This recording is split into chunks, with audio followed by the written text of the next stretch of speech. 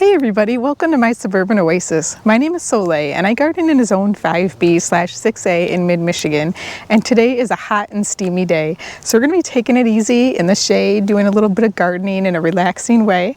We're basically going to be deadheading the hostas, so let's take a look at this hosta bed. As you can see, we have lots of hostas in this garden bed, and the majority of them up front are gold edger hostas, and we also have some diamond tiara hostas. These have all started to bloom, and we have basically got lots and lots and lots of blooms. And normally I wait until these are completely done, but they're starting to look a bit raggy and it makes the garden look kind of messy to me, so I'm going to be taking them down. You can especially see on this very large one, they have all pretty much been pollinated. They're even setting seed pods. So I'm just going to get down in here and we'll do a really relaxing deadheading of hostas. Let's get going.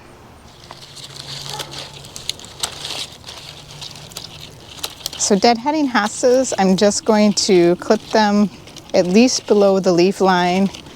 It's really best if you clip them all the way back.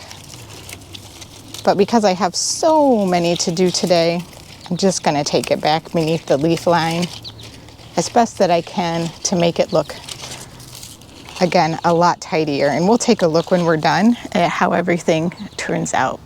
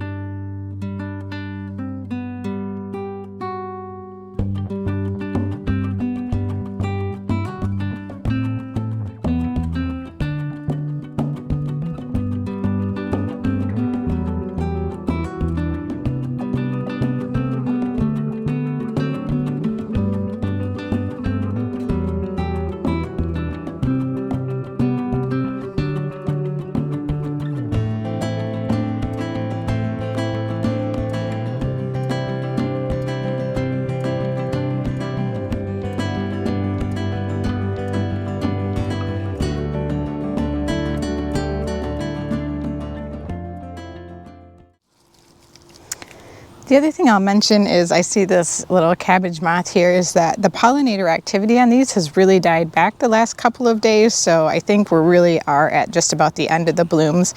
Yes, there are a few blooms that are left to blossom, but the majority of them all look like they've been pollinated and are going to begin to set seed pods. So don't worry about the pollinators, they've got lots of flowers to get after.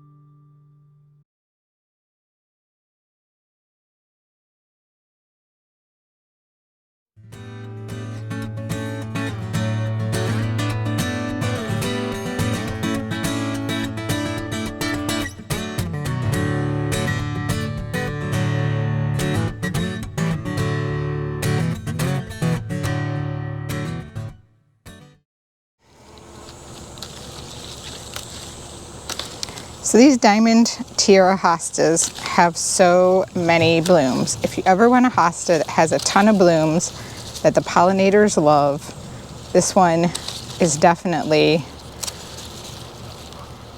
one of those.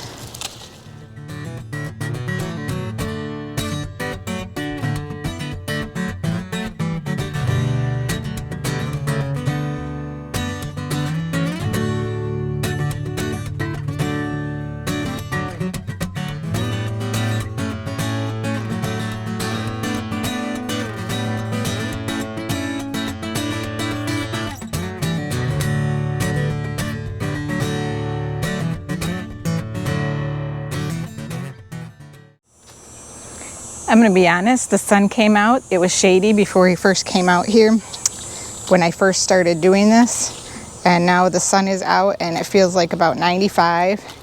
It's incredibly humid. And I don't feel like finishing the rest of this, you guys. We're gonna power through as much as we can though.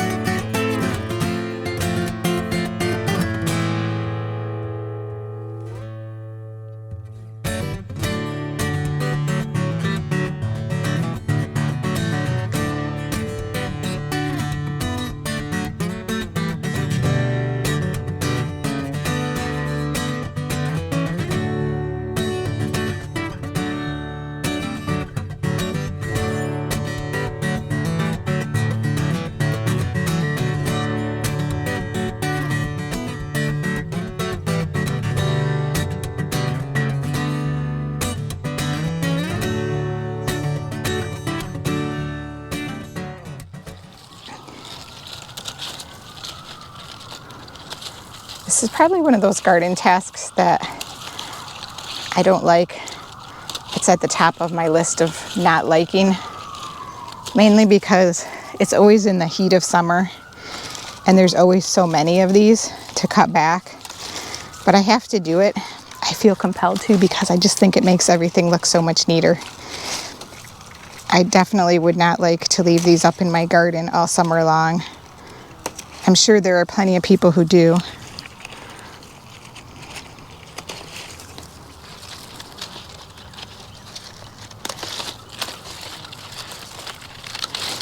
You do you. Do your garden the way you like it.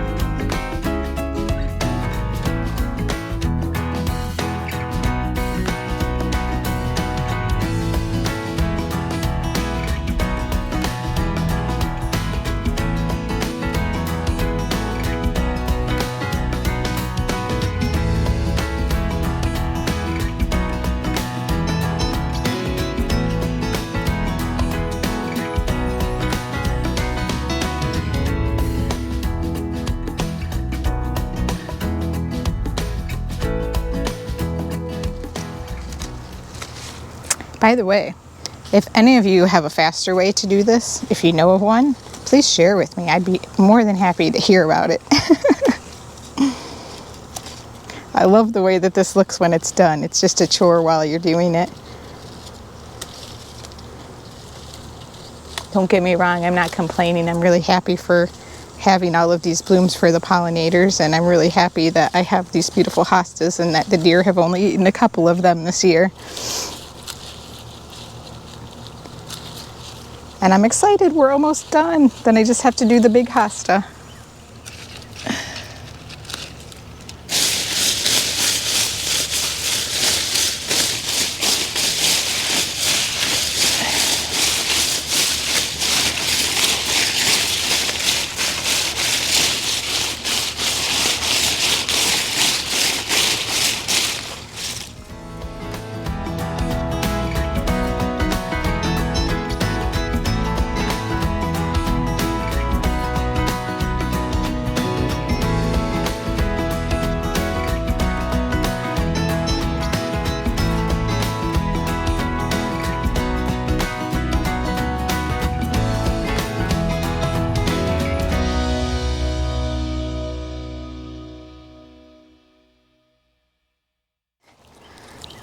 Wow, the stalk on this bloom is probably a ½ inch thick.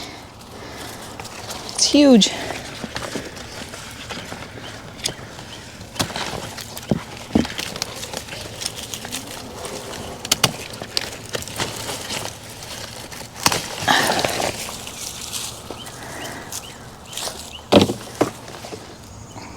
Ta-da!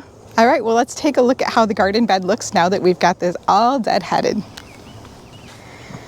All right, was it worth the blood, sweat, and tears?